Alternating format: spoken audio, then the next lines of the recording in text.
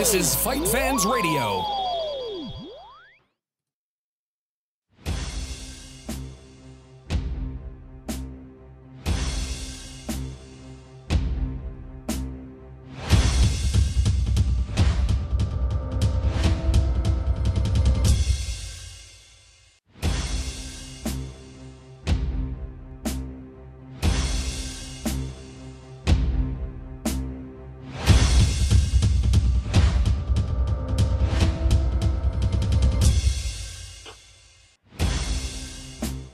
Welcome to BJJ Radio.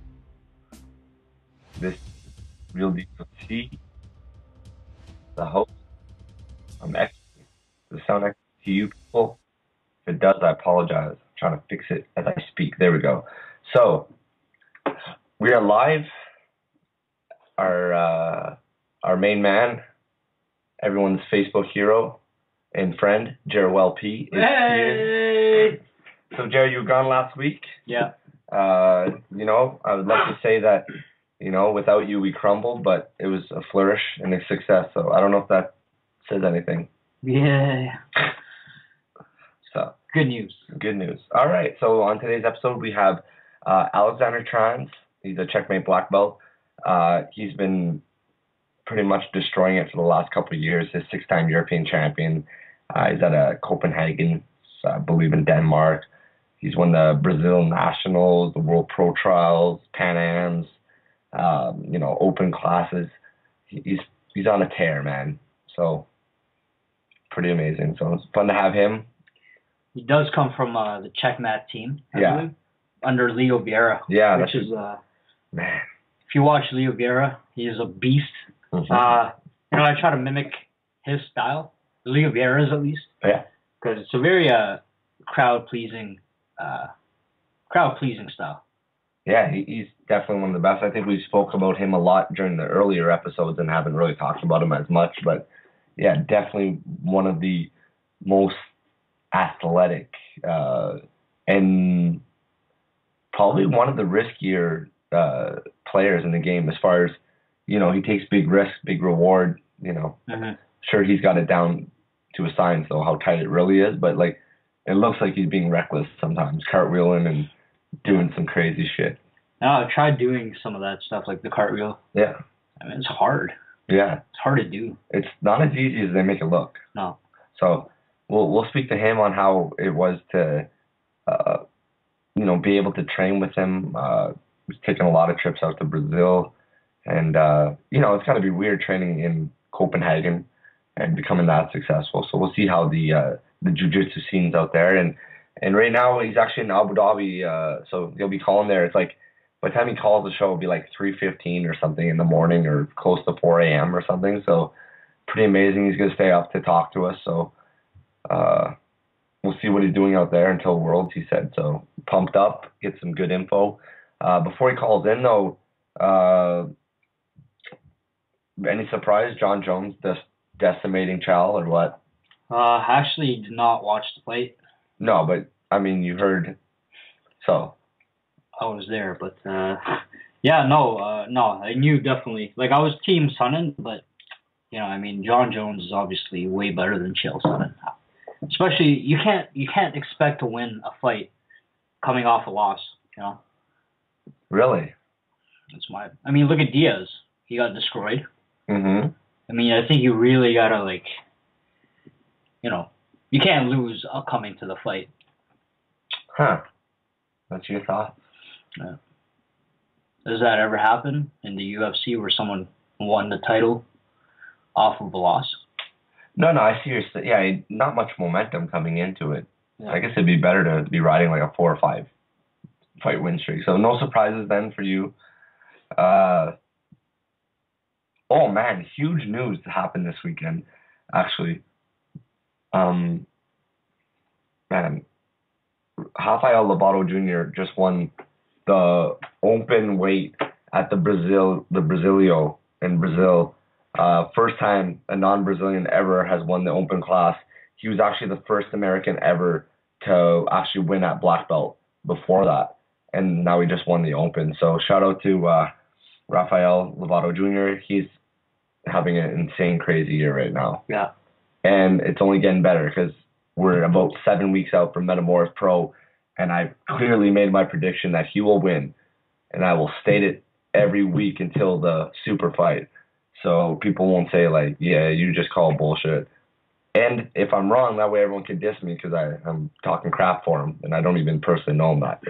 Like, I don't know about you guys, but anyone that's come off our show has been pretty successful afterwards. So, Bill hasn't been on, so this is proof in the pudding coming up. So I'd like to say that if you're on the show, you're definitely gonna be successful. I mean, look at our man Marcos Saragosa.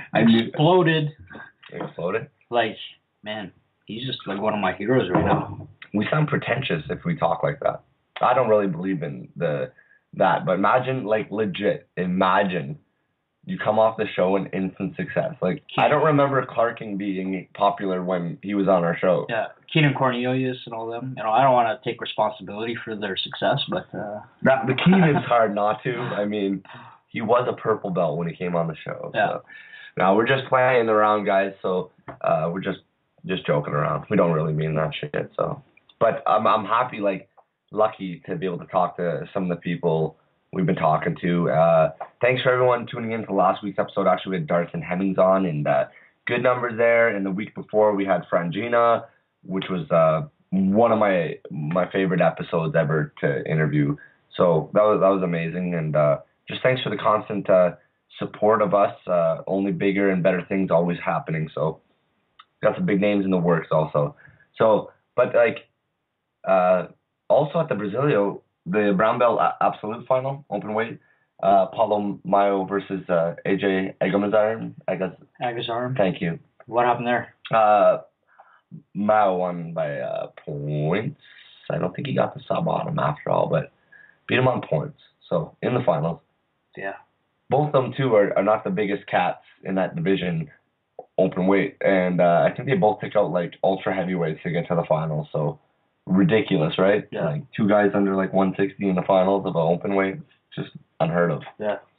So, but, I mean, who's going to stop the Meow brothers? Me.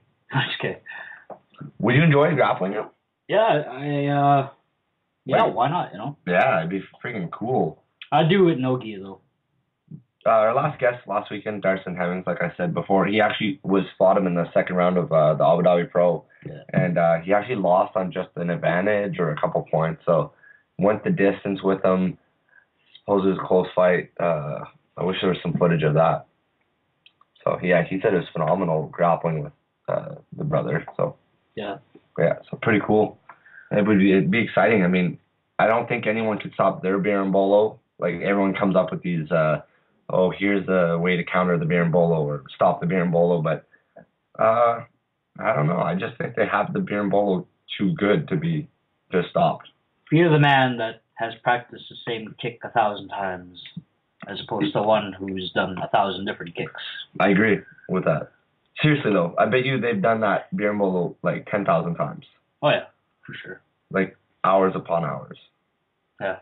Do you like training one move? Like I remember when we found like the leg drag and was starting to practice it. Like we did like 8 hours straight of it in a couple days span. Yeah. But I still do the leg drag. Yeah. No, of course. How can it's ingrained now in your game? But do you find I mean, it's been proven like repetition and putting your time in. But like, are you a person that likes to do it so many times, or like you hit it once, and you know you can do it? Is that good enough, and you just get it sporadically during training, or do you like just drilling moves? Honestly, at this point right now, like, I don't know, like I'm training now for MMA. Yeah. You know that.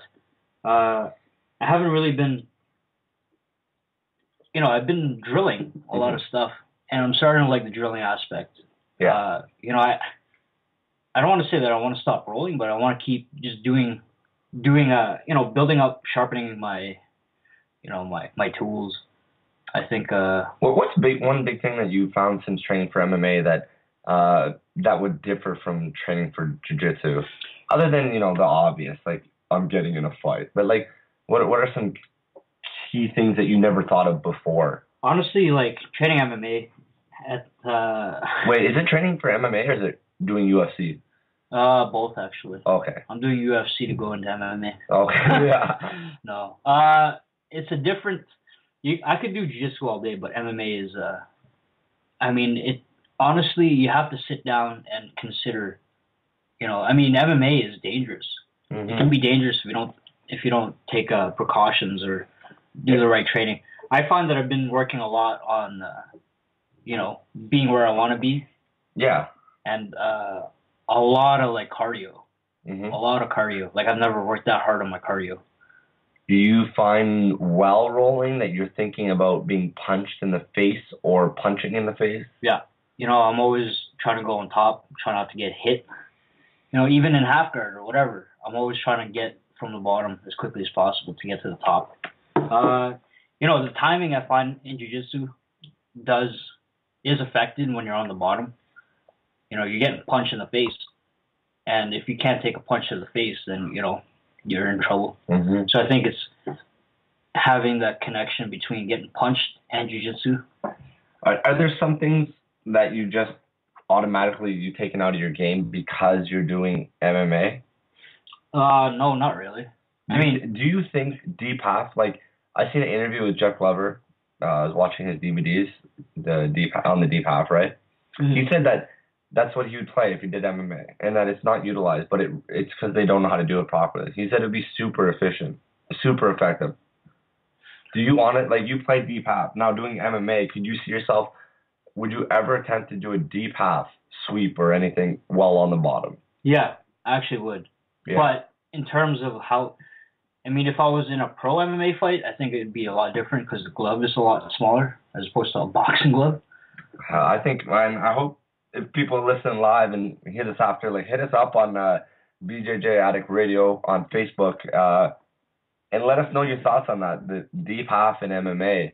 It hasn't been done. I saw Kenny Florian do the Homer Simpson sweep on Aldo once. Yeah. I've seen people kind of almost go to it to pop out the back just to push them away, but not take the back. Yeah, but you can't hang out there. That's the only problem. That's right. But I think someone goes to throw a punch, you could really off-balance them. Yep. So let us know. I know that would cause a shitload. If we had 1 million people listening, we'd have 800,000 shit down our throats. And that's what I love to think about. So let us know. I agree with Jared. I mean, I wouldn't suggest doing it all the time, but I think it could work. I was just wondering, since you've been practicing, training a little bit more on that side, if you've even tried it. So yeah, I tried deep half on our coach, and he got mad. It's don't do that. Yeah, you're gonna get punched in the face. Yeah. Yeah, I don't know. It's just you gotta utilize your jiu-jitsu a little bit differently, and you gotta stay tighter.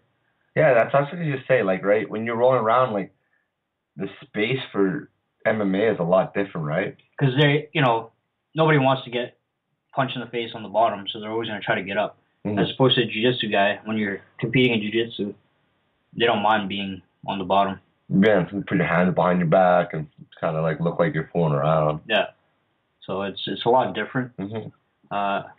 Butterfly guard in MMA. Yeah, I think I play butterfly. Yeah, I know. I think that's an underutilized move. I think also in MMA, you don't see too much butterfly. Yeah, because I think people, I think it's a passable thing. It's dangerous if they pass and then they start smashing you. But, you can't, in any position, you can't really linger in MMA. Do you think, man, I think MMA, I think the judging is a little fucked for how we perceive winning. Okay, you're on top. You got to take down, but you didn't do shit. But you're on top. You win. Mm-hmm. I think there's some bottom guys that have won rounds. In my eyes, as a fan of jiu-jitsu, I see, man, that guy worked his ass off. Mm-hmm. A lot of sub attempts, a lot of strikes, put the other guy in danger, and the other guy kind of just hanging out, staying on top. Do you agree with that, or do you think top guys should always be winning in MMA? It depends on you'd be a top guy, right? Yeah. Or do you think we're just focused on that because that's the way scoring's... You know what I mean? If they favor bottom guys, do you think we'd see a lot more guys trying to play bottom in MMA, or fuck it because of the striking? To be honest with you, it depends, right? If they're staying active on top, as opposed to hugging the shit out of them. GSP is a prime example of somebody who's dominant on top. Yeah. And then let's say somebody, I don't know, Man, Donald Sterling in close guard and on the bottom has crazy. Alexander, Hey, what's up? not much. You're live on BJJ Addict Radio. Thank you for calling in, my friend. Yeah, sure. All right, so there's two hosts here, myself and Jerowell. So What's going on? all right, are you ready to start this?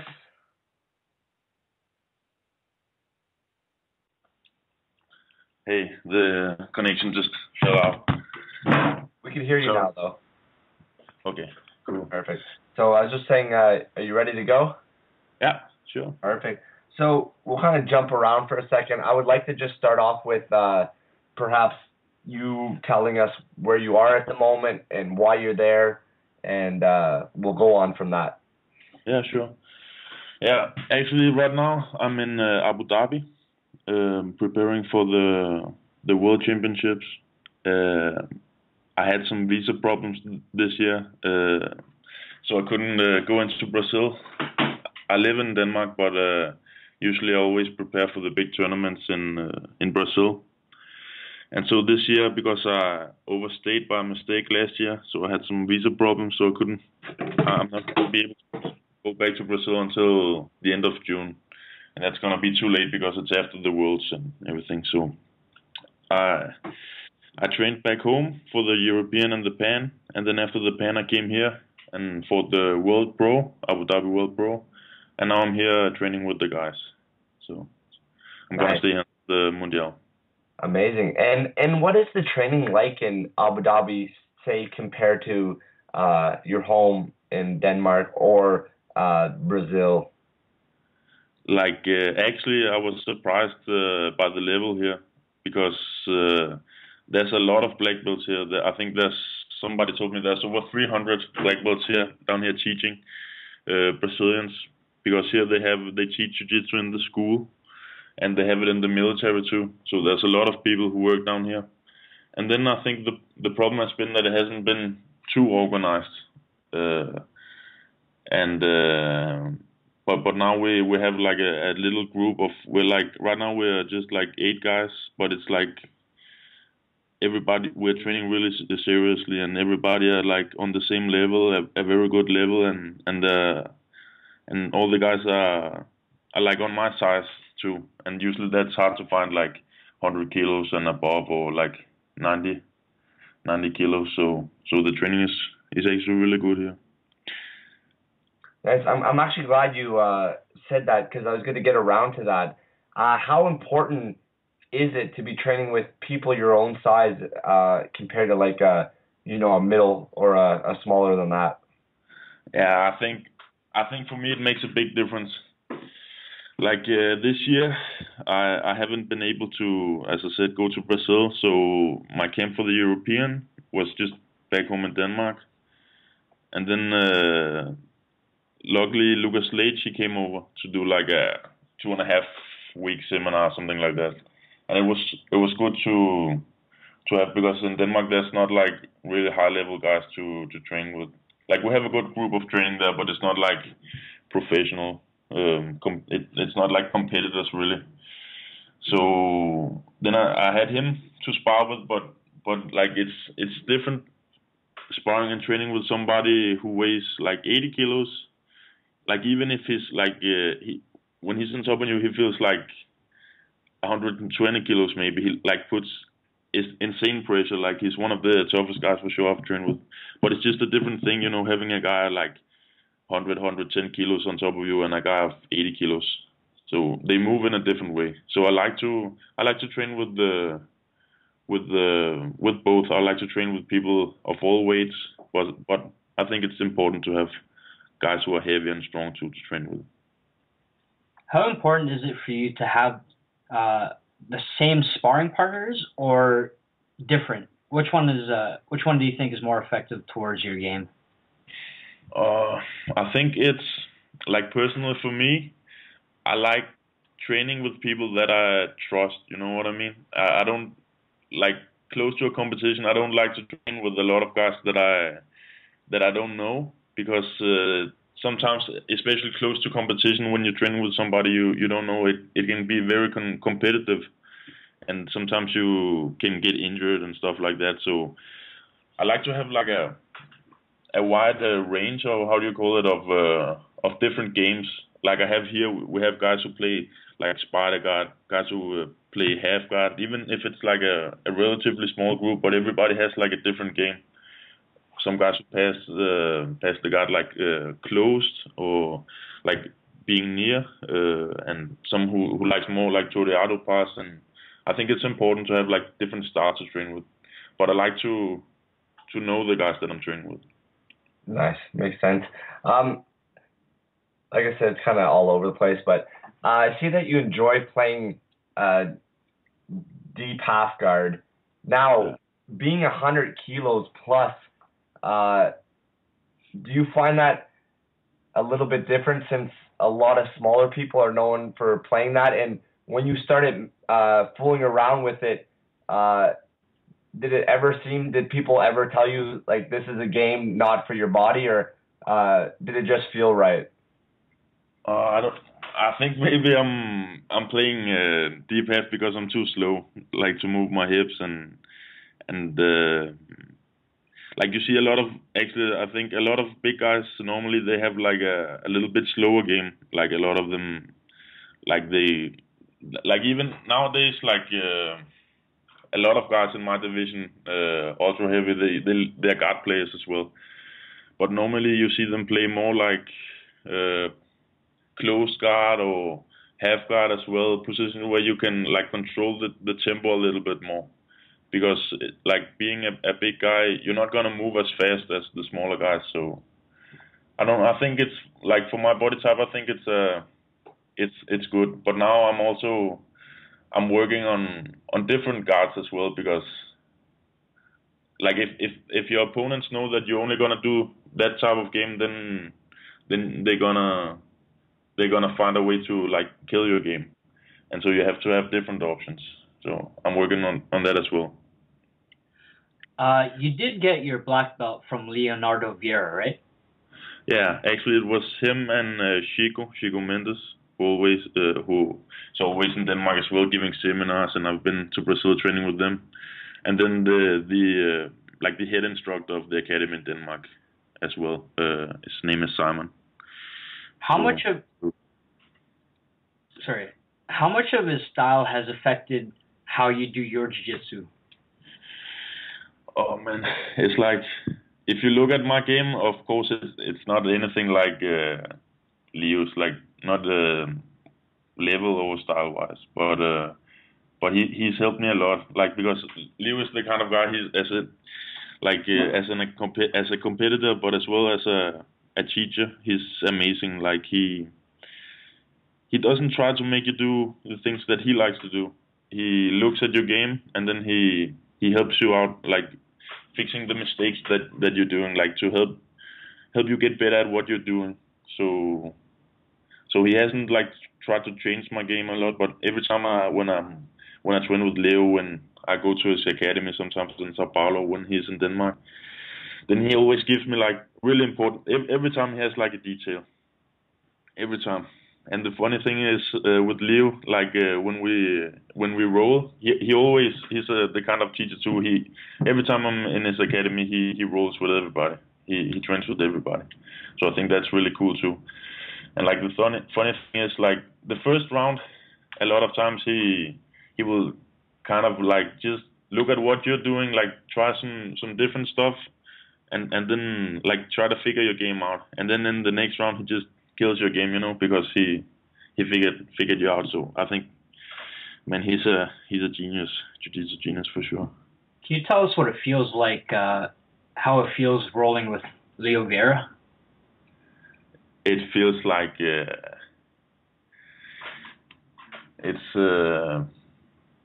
like he helped. It feels like he helps you when you roll with him. Like he doesn't roll like to try to win or something like that. It's kind of like he shows you the way to do stuff, and then but when he wants to, he just like kills the game. That's the thing about Leo. Like with him, I don't even enter in half guard because he already stops it before I get there. So he's like really like strategic and good at seeing people's flaws and then using them. So it's amazing.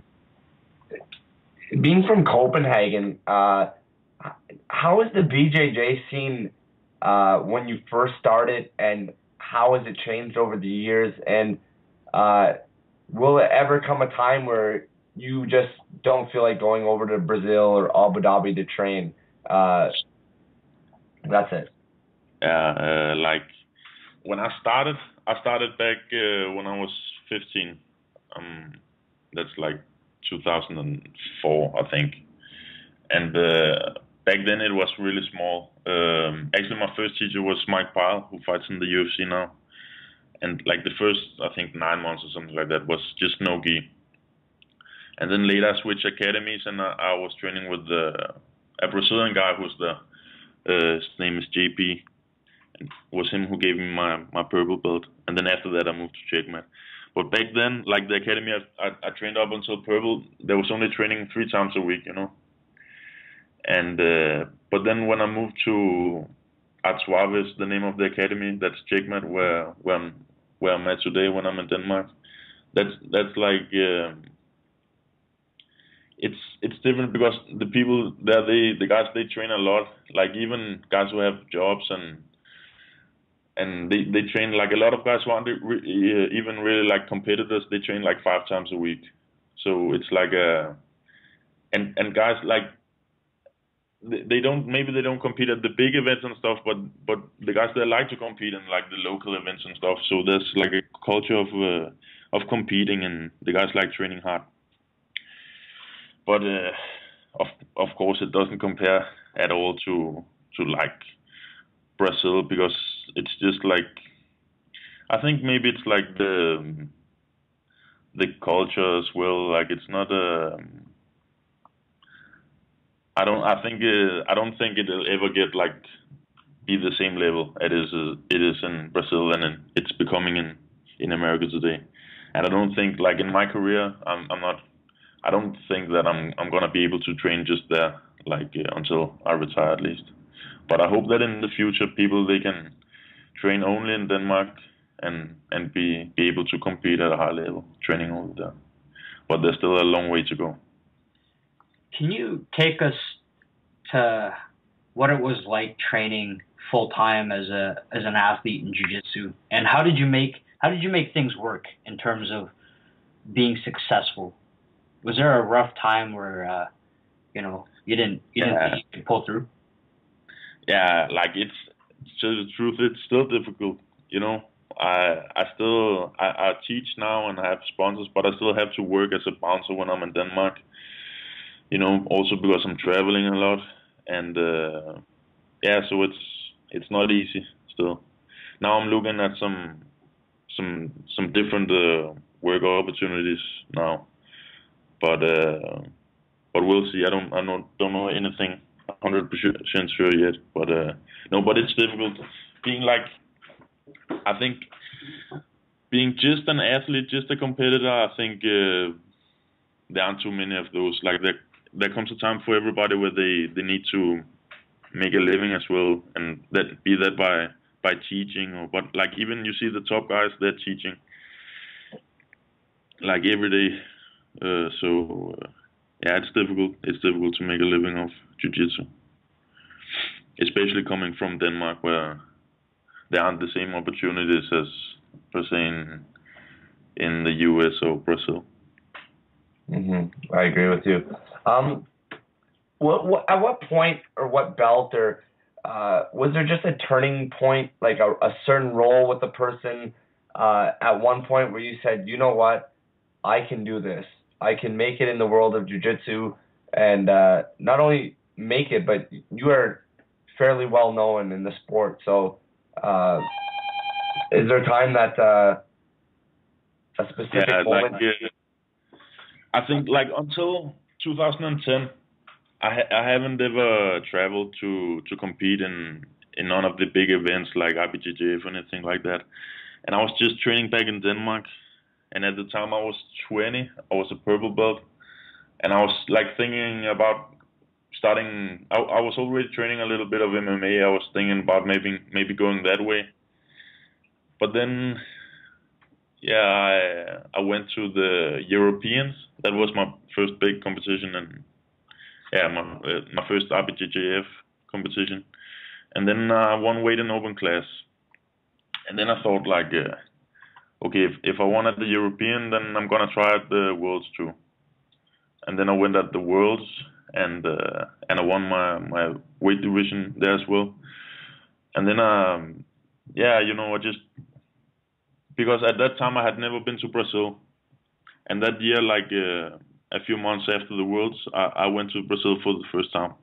And then I was thinking like I wanted to see how far I could go with the right training, because in Denmark it's difficult to, like I said, there's not like really the same. We don't have the same teachers like with that kind of knowledge and experience, and there's not a lot of training partners. So I wanted to see like how far I could make it with the right circumstances. So then I went to Brazil, and I was there for a month, and then later in the year I went again to Sao Paulo and stayed there as well a month. And then I fought then I got my brown belt, and then I fought the Nogi Pan Am and won weight in open class, and the Nogi Brasileiro and won weight in open class there as well. And then I won my weight class at the Nogi Worlds. I didn't fight the open because of an injury. But then I thought like it was starting to go well, and I was like starting to see results. And then like my first competition in gi as a brown belt was in 2011. Yeah, 2011 European, where I won weight in open class. And then I started to like, I finished everybody, and then I started to see like, okay, I'm improving. It's still only brown belt, but like it would be cool to win the Worlds as a brown belt. And then I won weight in open class at the Pans. I won my weight at the Brasileiro. I didn't get to compete the open. And then I won weight at an open at the Worlds. And then like the confidence started coming, you know. So it was like a process. That's unreal. Your accomplishments are phenomenal. And what are things at the black belt that you would absolutely can't stand if you didn't accomplish it? What are some things that are a must for you to get at black belt? I think actually like now, like maybe a year ago I would have told you like the Worlds, but now I'm trying to like look at it in a different perspective, because I think at it like you should be grateful for every good result that you get. Like you can't like just expect to, like if I don't win the World Championships, then like everything has been for nothing. You have to like appreciate because competition is like what you win when you get a World Championship. Like of course you're gonna do some seminars and stuff, but you're not gonna get rich. You're gonna get a medal, and like I think it's the more important thing is like the experiences, like all the good experience I have with like all the people I've met, all the travels I had to Brazil. That's like my second home now, and yeah, just like the rush from being there. Like you have to appreciate to fight. Like if not, you're gonna go in and be like scared to fight if you're just thinking like I have to win. Instead, you should just go in and think I'm gonna do my best, and if I win, that's awesome, you know, because there are a lot of guys, like it's just growing, it's exploding right now. Like you're seeing like in all the divisions, there's just like more and more guys that are like training full time and competing. So I can't put because it doesn't only depend on me if I become a world champion. It depends on whether there's another guy that's better. So I'm gonna do all that I can do to try. And then we'll see what happens. But I would like to win the World Championships at black belt for sure. Do you find that you learned significant amounts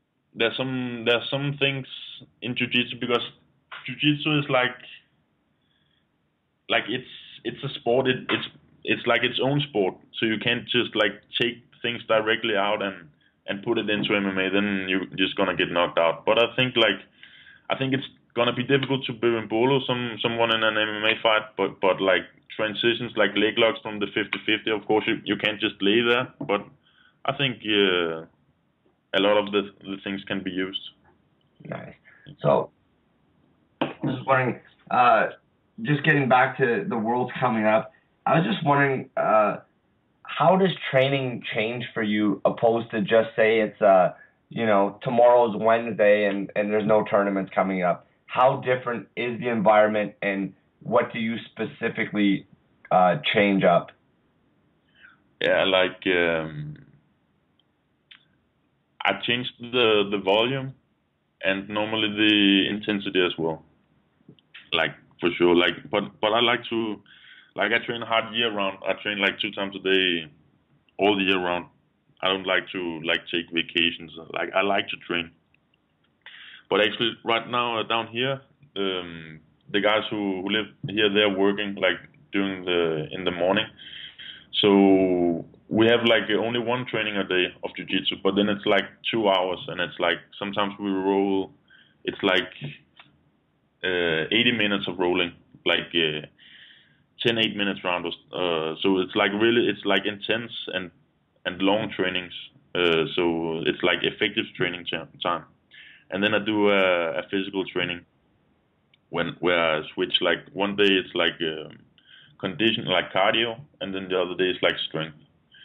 And then like I used to, like last year I was training like 3 times a day, Monday till Friday, and I was training like that like 6 months up until I started 2 months before the European, and then I didn't stop until the Worlds, only like the week before and a week after the competitions.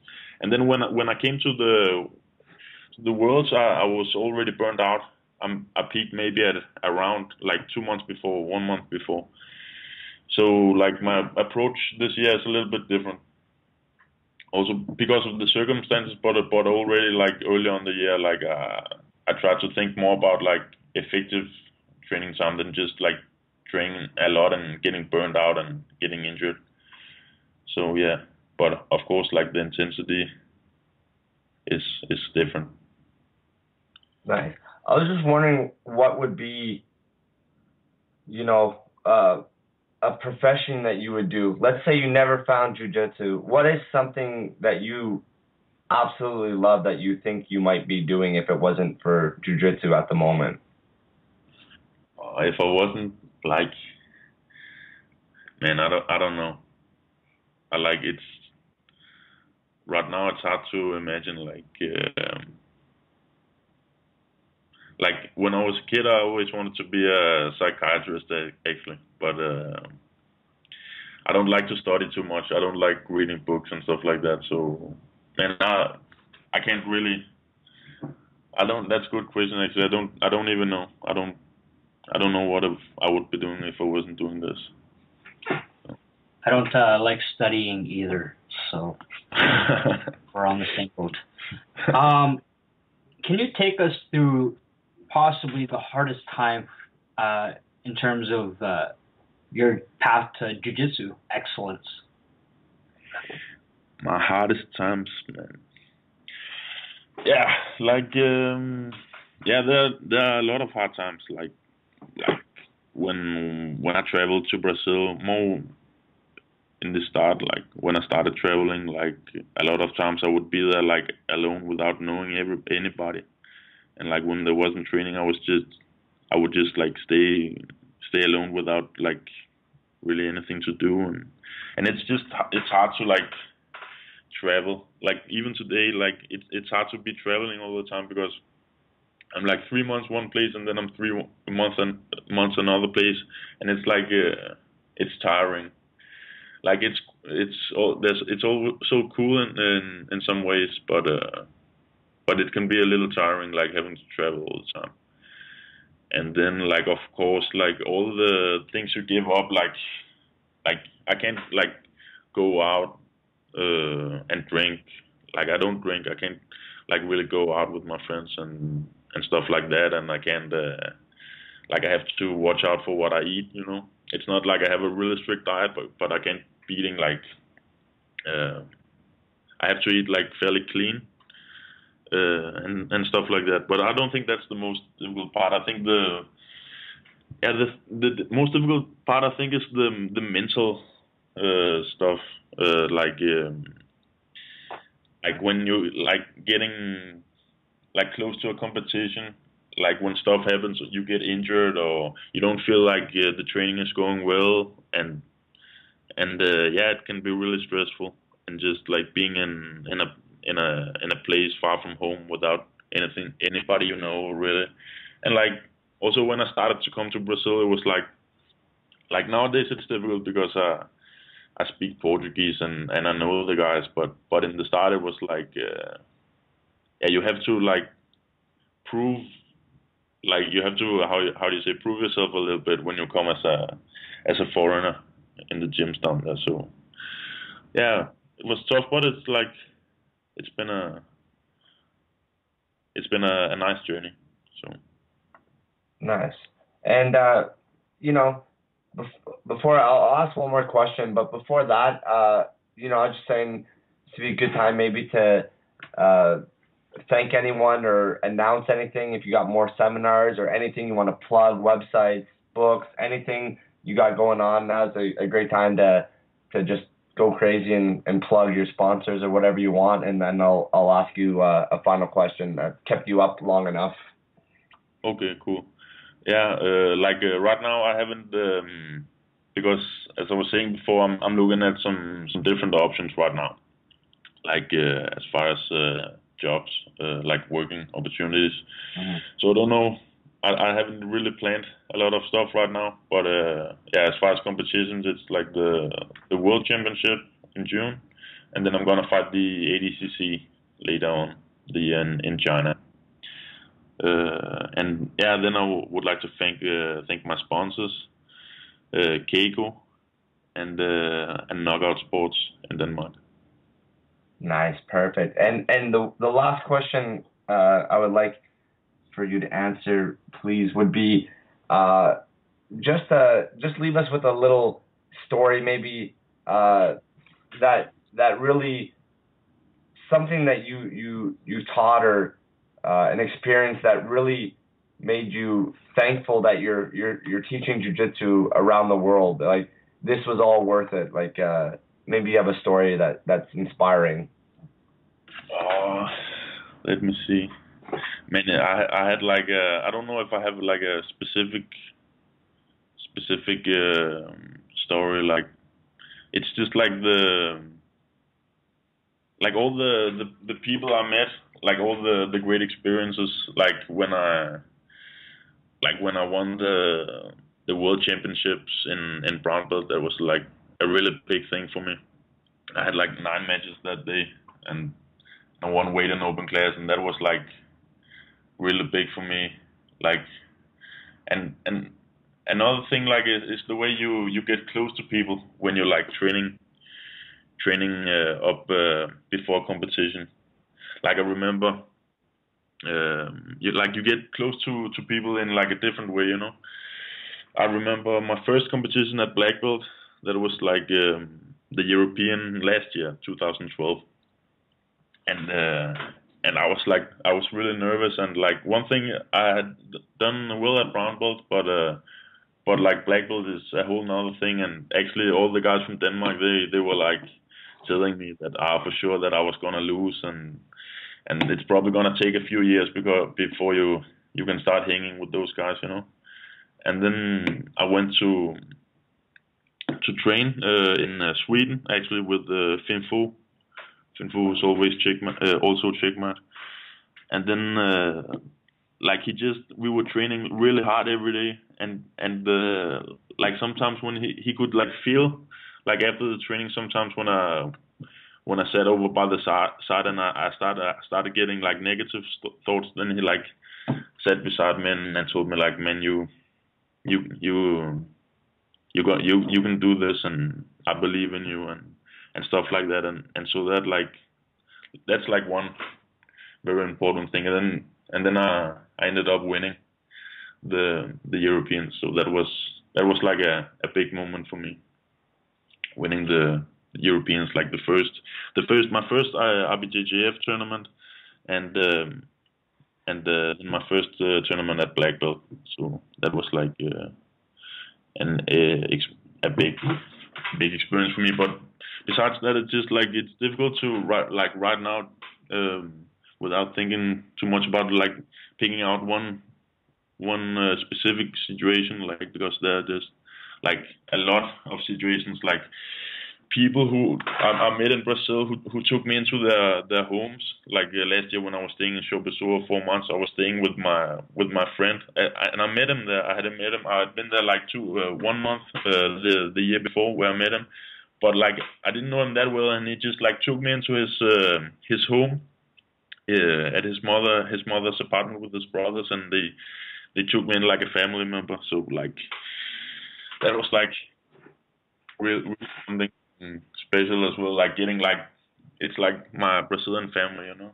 So yeah, you just meet like traveling and training, like you just get a lot of really cool relationships with people, and yeah, I think that's the nicest things. Nice. Well, all I gotta say is good luck at the Worlds coming up.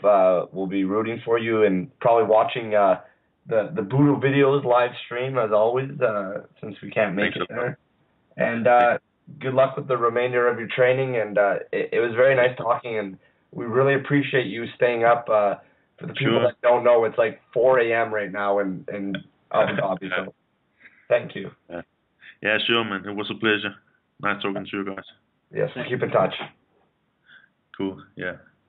Good night. Thank you. Bye. Bye. All right, so another interview down. So I was actually happy to hear him talk about, bam, deep half woodwork, so you don't look stupid. Yeah. Coming from trans. See, there you go. And I agreed. So the three of us are starting a movement. Jeff Lover, you heard it here first live on BJJ Radio. Deep half in MMA. Let's make this thing happen. Jerry, you're forced to do it now. I'll videotape your fight. You do a sweep in it. If I do a deep half guard sweep? Yeah, man. We'll put it out. We'll show everyone. This is definitely possible. You don't get knocked out. If you get knocked out, it'll be like 1 million view YouTube clip, so it's a win-win. You got me excited. I might. I don't know. You have to be on bottom, which won't happen. So we'll see. Anyways, I got excited. So you can predict the weather, but you can't predict the forecast, Miss Jackson. You missed that lineup so much, and I love it. So next week's guest is TBA, to be announced. We got a lot of names in the works. I don't want to jinx it because last time I threw out a fucking name, I jinxed it. So who didn't I jinx? I jinxed a couple out there, so I'm not saying anything. And we got some big names, huge names, like legendary names, legendary, like ultra legendary. Yeah, ultra legendary. The month of May. If it works out the way we got planned, it will be huge. If it doesn't work out, it'll be the 4 worst episodes you guys will ever hear. About us. Yeah. Just me and him. Just us making poo jokes. I don't have any good poo jokes. They're all shit. You already started, man. All right, so guys, we'll get a guest on so you don't have to listen to that crap. That was awesome. I wasn't expecting that. All right, and if anyone owns a coconut water company and wants to sponsor us as the host of the show, email us at bjjaddicttv@gmail.com. I'm looking for a hookup. I love coconut water. That is coconut water, not regular water, coconut water. And regular water. If you want to sponsor me and us, help us out. All right, Jerry needs sponsors also for training MMA. Is the fight coming up on what day? June 1st. Hey, he has no problem rocking your company on his shorts. So if you want to sponsor him, email us or hit us up on Facebook, BJJ, or hit up JROL Padro on Facebook. Tell him, hey, I'll give you some money, help you out with training, young lad. Just rock our sponsor or name drop us constantly or tweet about us. I mean, yeah. Yeah, all those things. Jared's a whore. He'll promote anything, even if he doesn't believe in your company. Exactly. Money talks, Jared walks. With your money. In your company. That's serious though. He's a good representative. And he'll do a deep half sweep for you. Yeah. In MMA. For every $100 you guys give him, he'll do another sweep of deep half. I'll keep going to deep half. And Imagine you swept, got on top, pull guard, get to deep half, sweep again. Earn your money. That's it, guys. Thanks for tuning in. Remember, next week we'll announce the guest halfway through. Yes. And be on the lookout, guys. If you haven't seen the new BJJ Addict interview video we did with Jake McKenzie. It is hot. It's hot. If you guys don't know, Real DWC, that's me on the mic in the video. And shout out to my man, Joshua O'Connor, Subtext Management. He does all the editing, puts the videos together. He's one of the best in the biz, I think. And we got a technique coming out. Wait till you see this technique from Jake McKenzie. It's going to be released either today, tomorrow, around that time, and like very soon. It is one of the best techniques we've ever shot. Ooh, excited. I'm building it up for what it is. It really is amazing. So get ready for that, guys. Jake McKenzie, I'll announce him. He's one of the guys we're hoping for in the month of May. So get ready. Big month. Or the worst month. That's it, Jerry. Any last words, man? All right, guys. Stay tight. Hang tight. Dudes! And I'm back, baby. Hope you. We missed you. Yeah, me too. Have a good night, everyone.